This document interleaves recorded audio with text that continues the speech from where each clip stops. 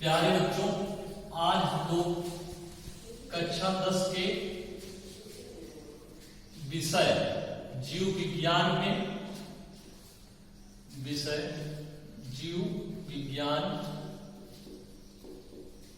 में प्रकरण जैव प्रक्रम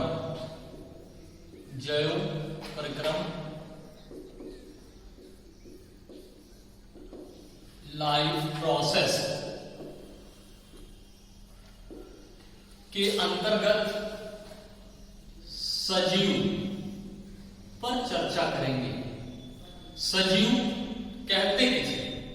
सजीव अर्थात ऐसे जीव या ऐसी वस्तुएं जिसके अंतर्गत जीवन की सारी प्रक्रियाएं संचालित होती है, उसे हम सजीव कहते हैं। अब जैव प्रक्रिया या जीवन की प्रक्रिया के अंतर्गत किस चीज की बात की जाती है? जिसमें चलन, लोकोमोशन, जिसको इंग्लिश में लोकोमोशन कहते हैं, दूसरा पाचन, डाइजेशन, उत्सर्जन, एक्सक्रिएशन,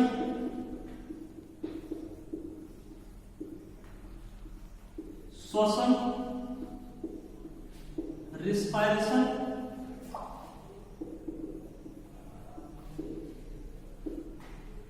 जनन, रिप्रोडक्शन,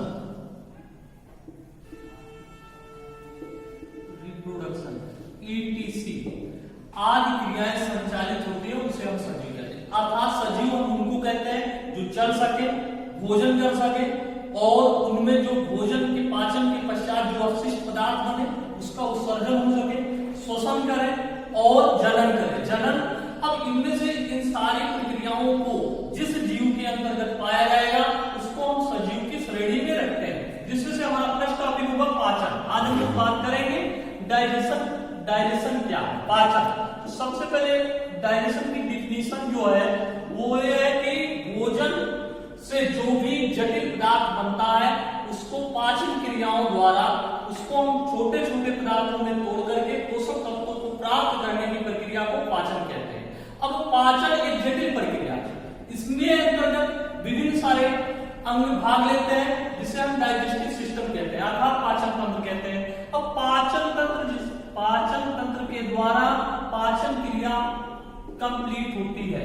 अब पाचन तंत्र के अंतर्गत एलिमेंट्री कैनाल आते हैं, बहुत सारी चीजें आती हैं जिसमें से एक एक करके हम लोग पढ़ेंगे।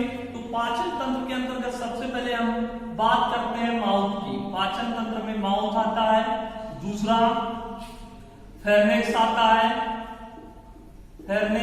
तीसरा ओसोफेगस और चौथा स्टमक, पांचवा स्मॉल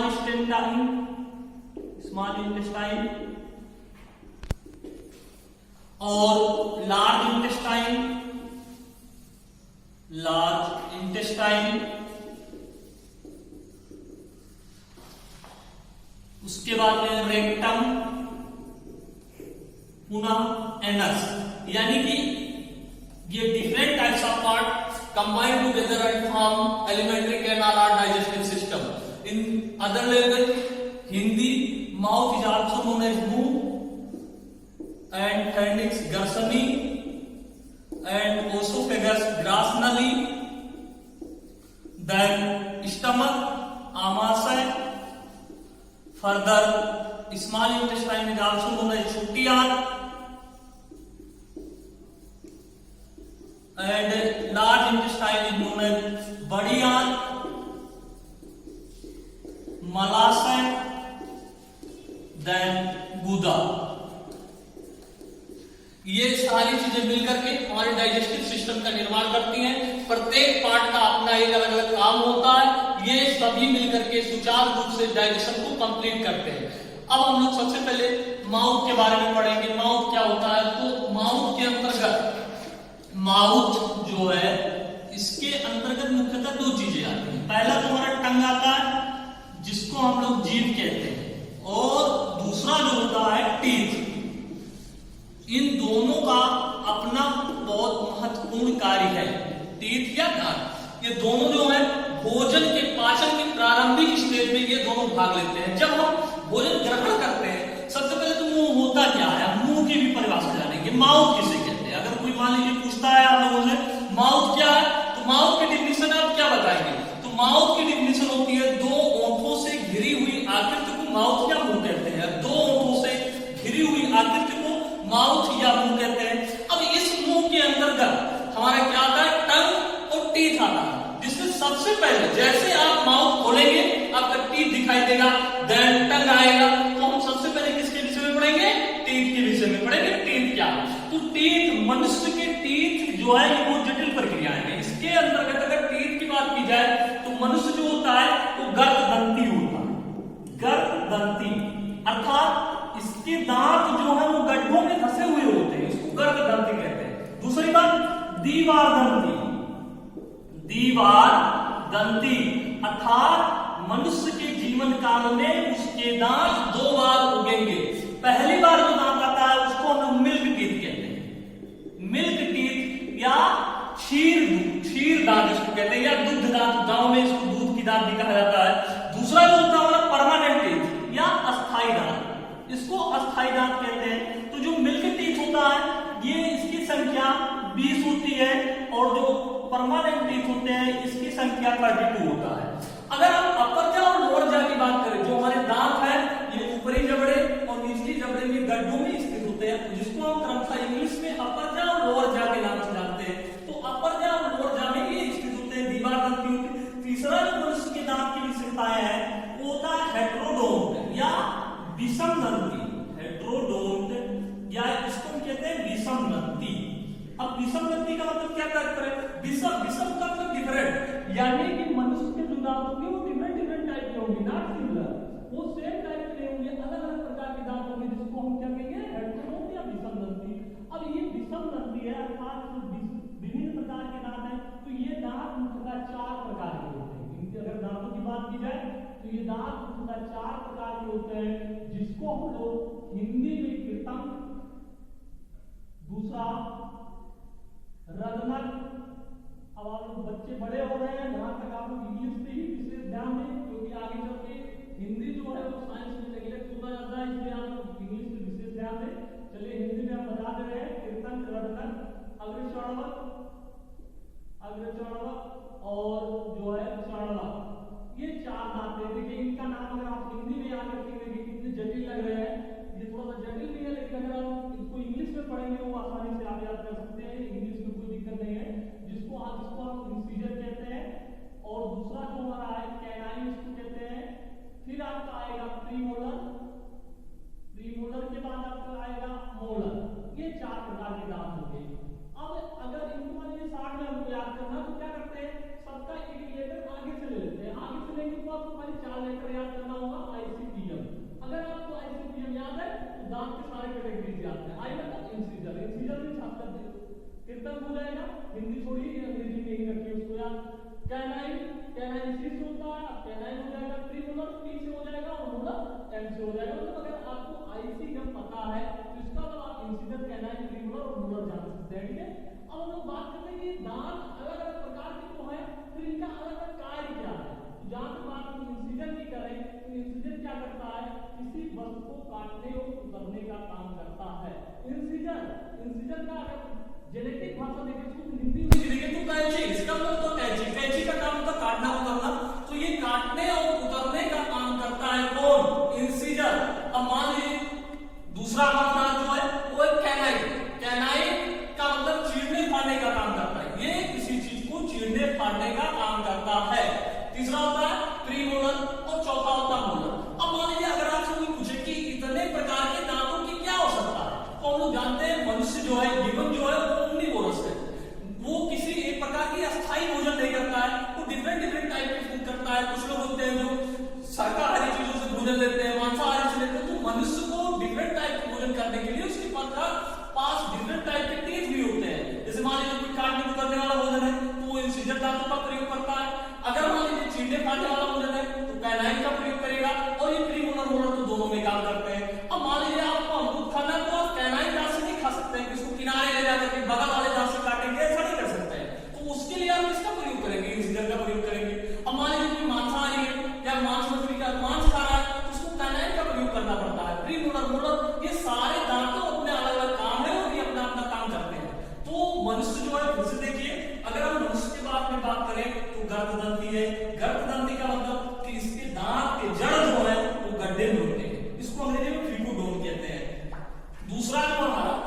द्विबारदंती।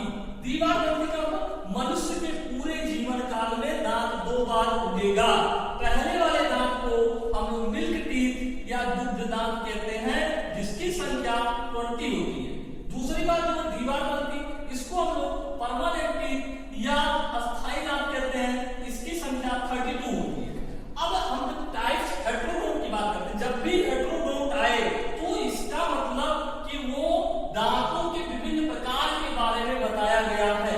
जैसे आप अगर विभिन्न प्रकार में देखें तो पहला हमारा दांत जो है इंसिजर है, दूसरा कैनाइन है, तीसरा प्रीमोलर है और चौथा मोलर है। तो इंसिजर काटने उतरने वाला काम करेगा, कैनाइन क्या करेगा, चीरने फाड़ने वाला काम करेगा, प्रीमोलर क्या करेगा, इसको छोटा करेगा। एंड इन केस भोजन छोटा नहीं हो पाया तो लास्ट में मोलर अपना काम करता है और उसके बाद दांत जो है हमारा जो है वो पिस जाता है। इस दौरान ये टंग जो है, हमने कहा ये टंग महत्वपूर्ण भूमिका निभाता है। टंग का काम क्या है, ये भोजन में सबसे पहले सलाइवा मिलाता है। सलाइवा को हिंदी में लार कहते हैं।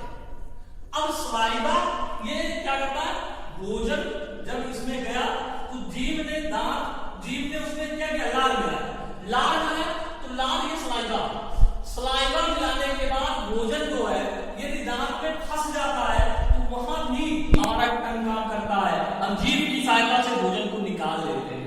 अब लार में क्या होता है, लार के विषय में अगर बात करें तो लार मनुष्य का जो होता है हल्का क्षारीय होता है। इसका मतलब जो है पीएच वैल्यू 6.5 के करीब होती है। मतलब मेरे दोस्त आप मान के चलिए कि वो क्षारीय होता है। अगर पीएच मान लीजिए जैसे जैसे पीएच का मान बढ़ता जाता है 7 तक, तो वो समझिए क्षारीय की तरफ जा रहा है। 7 हुआ तो 7 मतलब उदासीन हो जाएगा। अब ये पीएच वैल्यू ये 6.5 होता है। इसका सलाइवा क्या करता है, सलाइवा में दूसरी चीज होती है टाइलिन नामक एंजाइम। देखिए यहाँ पे जो है पी साइलेंट होता है, इसको PTYLIN लिखते हैं, टाइलिन। इसको एमाइलेज कहते हैं हिंदी में, लेकिन अंग्रेजी बेहतर है तो उसके लिए हम अंग्रेजी में इसको क्या कहेंगे, टाइलिन कहते हैं। ये टाइलिन नामक एंजाइम सलाइवा में पाया जाता है जो भोजन को पचाने में मदद करता है। अब कोई भी भोजन हम करते हैं तो संतुलित आहार, अगर मान लीजिए सबसे पहले अब इसको यहाँ थोड़ा होल्ड करके हम लोग संतुलित आहार के विषय में जान लेते हैं, क्योंकि अगर डाइजेस्टिव सिस्टम पढ़ रहे हैं तो संतुलित आहार नहीं जानते तो फिर डाइजेस्टिव सिस्टम समझना थोड़ा सा आसान नहीं होगा। संतुलित आहार क्या है, संतुलित आहार का मतलब कि ऐसे आहार जिसमें सभी पोषक तत्व हो। अब सभी पोषक तत्व तो कह दिया गया, अब सभी पोषक तत्व कितने हैं, उनकी संख्या लिमिटेड होगी, ना कि अनलिमिटेड होगा। तो ये लिमिटेड है तो उस लिमिटेड के अंतर्गत क्या क्या है, तो सबसे पहले हम लोग बात करेंगे कार्बोहाइड्रेट। अगर मान लीजिए कोई भोजन हम कर रहे हैं जिसमें कार्बोहाइड्रेट है, दूसरा प्रोटीन है, तीसरा फैट है और चौथा जो है विटामिन है।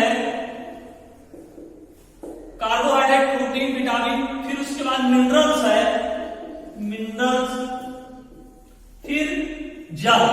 ये अगर 6 पोषक तत्व किसी में है, क्या क्या, कार्बोहाइड्रेट की अंग्रेजी कार्बोहाइड्रेट ही होगा, प्रोटीन की अंग्रेजी प्रोटीन होगा, फैट की अंग्रेजी फैट की अंग्रेजी वसा होता है हिंदी, तो इसको वसा कहेंगे।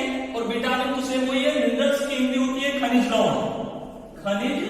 लवण और जल।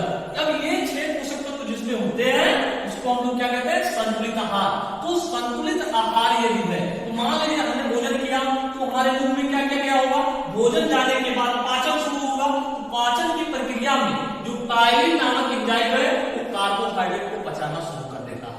तो कार्बोहाइड्रेट को ये किसमें बदल देता है, माल्टोज में बदल देता है, माल्टोज। अगर उसको हम रिएक्शन वाइज रिएक्शन में समझने के लिए देखिए, कार्बोहाइड्रेट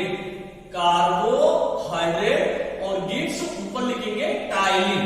अब टाइलिन लिखने के बाद आगे सीधे हम लिख देंगे माल्टोज। अब ये माल्टोज स्वाद में मीठा होता है, किसका, माल्टोज का। इसीलिए भोजन को चबा चबा करके करना चाहिए, क्योंकि हमारे माउथ से ही इसका डाइजेशन शुरू हो जाता है।